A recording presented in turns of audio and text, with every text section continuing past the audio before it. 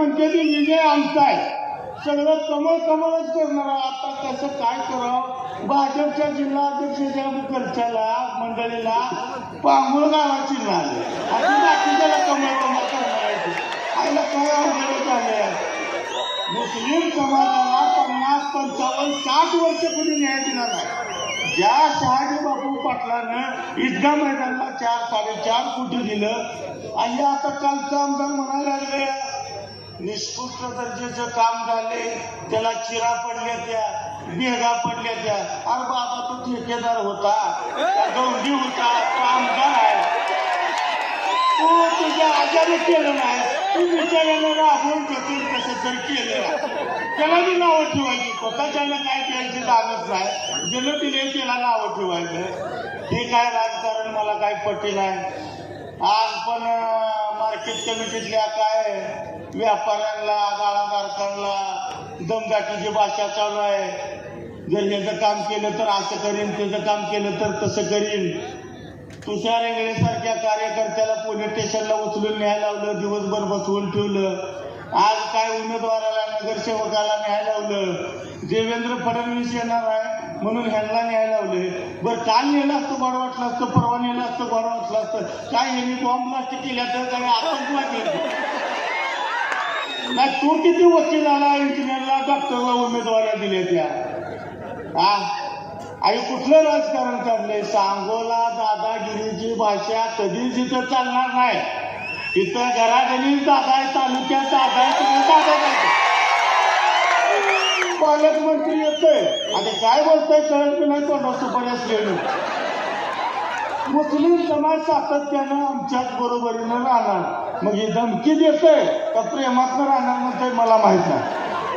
भाजप सोबत कशासाठी मुस्लिम समाजाने राहायचं आहे? पूर्ण देशात दलित आणि मुस्लिमाचा भुगा केलाय तुम्ही, कुठंच काय ठेवलं नाही. मशिदी पाडायला लागलाय, मदरसे पाडायला लागलाय, बोंग काढायला लागलाय. तुम्हाला त्यांच्या नमाज पडण्याची अडचण आहे.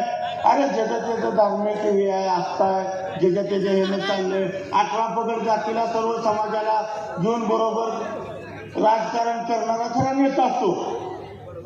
आनंदभाऊ मानेचं मी काय सांगायची गरज नाही. आनंदभाऊ माने नगराध्यक्ष झाला म्हणजे आपण सगळी नगराध्यक्ष झाले. आनंदभाऊ माने ही नावाला नगराध्यक्ष आहे. सगळा अधिकार जनतेला येतं, तुम्हाला येतं, मला येतं. ज्या अर्ध्या रात्री हाताने आपण काम सांगू शकतो, माझं हे राहिले, माझं ते राहिले.